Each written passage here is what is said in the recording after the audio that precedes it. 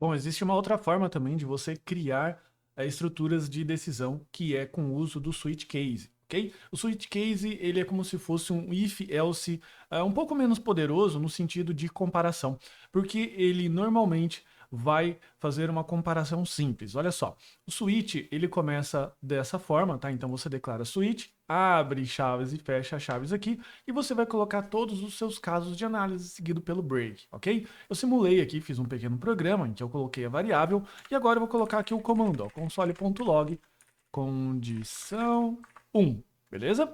Então veja que ele vai imprimir aqui a nossa condição 1. Caso eu queira verificar uma condição 2, ok? Eu vou colocar case 2. Claro que ele está mostrando 1, 2, beleza. Tá? Caso eu queira fazer a análise de mais de uma condição, por exemplo, 3 e 4, eu faço dessa forma, tá? Então eu coloco 3 e 4 aqui. Então, se por um acaso eu cair na condição 3, ok? Ele vai colocar a condição 3 e 4, 4, condição 3 e 4, e se por um acaso essa variável aqui ela não estiver dentro desse range de valores, ela vai cair na condição default, tá? Então eu vou colocar aqui, ó, condição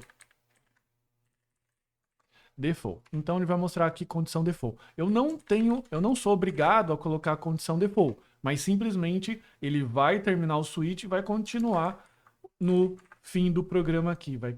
Ele vai continuar a execução sem fazer nenhum tipo de desvio, tá? É importante você entender que no caso do switch ele não consegue fazer análises complexas, tá? Ele só consegue fazer uma análise de igualdade. Então, por exemplo, se eu estiver criando aqui uma variável, nesse case aqui, normalmente como nós fazemos no if, nós não conseguimos decidir como, por exemplo, valor maior, valor menor, diferente. Normalmente, você faz sempre condições desse jeito. Isso daqui é como se fosse aquela URA de atendimento em que você coloca, se você quer falar com vendas, digite 1, se você quiser falar com outro lugar, digite 2, e assim sucessivamente, beleza? Você sempre pode se lembrar do switch desse jeito. Você pode trabalhar aqui, como eu comentei, com qualquer tipo de dado, então não é só número, pode ser letras, pode ser true ou false, pode ser da forma que você quiser, mas ainda assim você tem esse caso aqui, tá? O switch ele serve para poder fazer uma análise rápida e por isso ele é mais performático que o if,